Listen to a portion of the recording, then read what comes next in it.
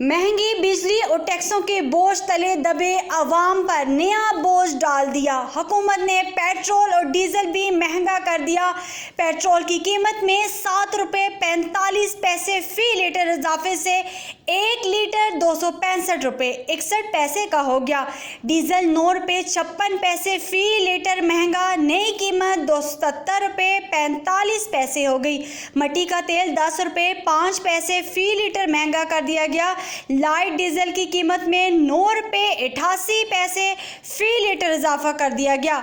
Notification जारी, अवाम और transporters ने हुकूमत का इक़दाम मुस्तरद कर दिया और मुतालबा किया कि अगर इसी तरह से महंगाई में इजाफा होता रहा तो कारोबार ज़िंदगी मुअत्तल होकर रह जाएगी और गरीब आदमी रोटी को भी तरसेगा। अवाम पहले ही बिजली, गैस और रोज़मर्रा की अशिया खुर्दनोश की होशरुबा महंगाई से तंग है।